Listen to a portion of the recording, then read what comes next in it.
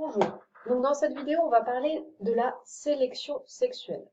La sélection sexuelle, c'est une des étapes, un des éléments de la sélection naturelle. Donc pour rappel, la sélection naturelle, c'est la sélection des individus les plus adaptés à leur environnement. Donc pour illustrer ce que c'est la sélection sexuelle dans la sélection naturelle, je vous ai représenté ici une population d'oiseaux.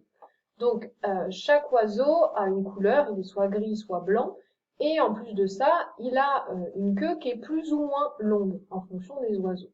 Donc, vous avez ici, au début, une diversité génétique que l'on observe grâce à une diversité des phénotypes. Les individus ont des couleurs différentes et des tailles de queue différentes. Donc, la première étape de la sélection naturelle, ça va être le fait qu'il y a des individus qui sont plus ou moins adaptés à l'environnement. Ici, l'environnement est blanc et il y a des oiseaux blancs et des oiseaux gris. Ça veut dire que les oiseaux gris vont plus facilement être visibles par les prédateurs et ils vont avoir plus de risques de mourir. Donc, la première étape, c'est que seuls les individus les plus adaptés à l'environnement, donc ici ça va être une question de couleur de plume, vont réussir à survivre jusqu'à l'âge adulte. Donc ça, c'est la première étape de la sélection naturelle, on en a déjà parlé en cours. Il y avait l'exemple avec les éléphants, donc on va dire il y a quand même de la prédation sur ce petit oiseau qui était blanc, il n'y a pas eu de chance. Donc on va reporter les morts, parce que à chaque fois là je vous ai mis la même population. Voilà, donc ces individus ils sont morts parce qu'ils n'étaient pas adaptés, leur couleur de plumage n'était pas adaptée à l'environnement. Ce dont on ne vous a pas parlé pour l'instant, c'est qu'il y a une deuxième étape de sélection dans la sélection naturelle, et c'est celle-là que l'on appelle la sélection sexuelle. La sélection sexuelle, c'est le fait que les femelles vont sélectionner le mâle avec lequel elles vont se reproduire. Et elles vont avoir des préférences pour certains mâles. Donc on verra tout à l'heure quels sont leurs critères de préférence.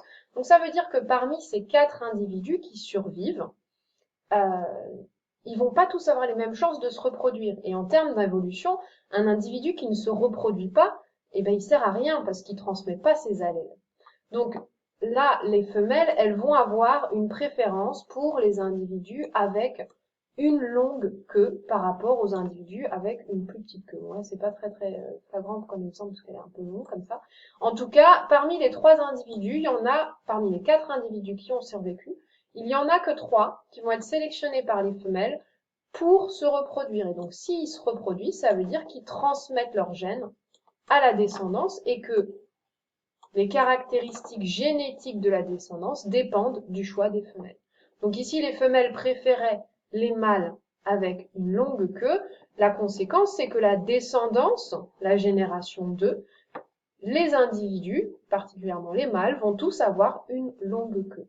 Donc là, ici, dans la génération 2, on voit qu'on a surtout des mâles avec une longue queue. Ça, c'est la conséquence de la sélection sexuelle. Je ne vous l'ai pas mis. Cette deuxième sélection, c'est ce qu'on appelle la sélection sexuelle. Et on avait aussi, on voit par rapport à la population de départ, qu'à la fin, on a surtout des individus blancs. Et ça, c'est lié à la première étape de la sélection naturelle, qui est juste la survie des individus dans l'environnement. Et ces 2 étapes, ça contribue à la sélection des individus les plus adaptés à l'environnement. Alors là, vous allez me dire, mais pourquoi est-ce que les mâles avec une plus longue queue, ils seraient plus adaptés à l'environnement? C'est juste que les femelles, elles les trouvent bien, mais il n'y a pas de raison que ce soit plus adapté à l'environnement. Alors, pour ça, il faut comprendre pourquoi ce type de choix, choisir un mâle avec une longue queue, ça a été sélectionné par l'évolution. Alors, les femelles, qu'est-ce qu'elles cherchent? Quels sont les mâles qu'elles préfèrent? Elles préfèrent des mâles qui ont des indicateurs de bonne santé. Donc ça va par exemple être la couleur du bec. Plus la couleur est vive, plus ça montre que le mâle il n'est pas infecté par un parasite. Parce que les molécules qui sont impliquées dans la couleur sont aussi les molécules qui sont impliquées dans le système immunitaire. C'est-à-dire qu'un animal qui est malade, qui avait un beau bec jaune, et ben, la couleur de son bec va diminuer parce que ses pigments vont être utilisés à un autre endroit dans son corps. Donc des indicateurs, les femelles vont préférer des indicateurs de bonne santé, ce qui est tout à fait logique parce que si elles se reproduisent avec un mâle qui est en bonne santé, Il y a de grandes chances que le mâle participe aux soins parentaux qui sont très importants pour la survie des petits chez les oiseaux, et que du coup, elle ait plus de descendants viables que si elle choisit un mâle qui est en mauvaise santé, qui va peut-être mourir ou peut-être être moins efficace dans la nutrition des petits. Donc elle cherche des mâles avec qui ont des indicateurs de bonne santé. Et elle cherche aussi des mâles qui présentent un trait handicapant. Ici, la longue queue, c'est potentiellement un trait handicapant parce que ça veut dire que l'animal, par exemple s'il vit au sol comme le paon, il aura plus de difficultés à échapper à un prédateur. Alors là, ça paraît complètement contre-intuitif. Pourquoi est-ce qu'elle cherche des traits handicapants? Alors, la théorie qui a été avancée, c'est que si un mâle réussit à survivre avec un trait handicapant, c'est-à-dire une très longue queue, ça veut dire que tous ces autres cas à côté de ça, il a des allèles qui sont super avantageux. Par exemple, si le mâle il réussit à survivre avec une très longue queue, ça se trouve c'est que c'est un mâle qui est super réactif. C'est-à-dire que il est très très au aguet, dès qu'il entend le moindre truc, il va pouvoir s'envoler et fuir le prédateur. Peut-être que ça veut dire aussi que c'est un mâle qui est un super chasseur.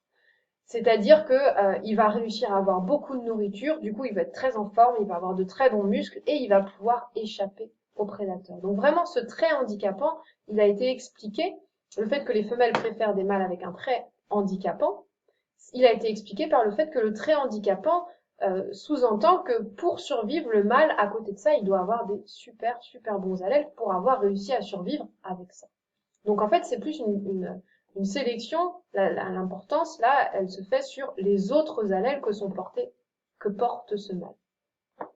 Et la femelle se base aussi sur des critères de sélection qui vont être des critères comportementaux. Ça va être par exemple la taille du nid que le mâle a construit, la qualité de la parade, sachant que le comportement du mâle va aussi déterminer les chances de survie de la descendance. C'est-à-dire que si le mâle, c'est un mâle qui va être, si elle s'aperçoit par la parade que le mâle est très performant, il y a des chances que le mâle soit à côté de ça un très bon papa et qui donne beaucoup de soins aux enfants et du coup sa descendance ait plus de chances de survie.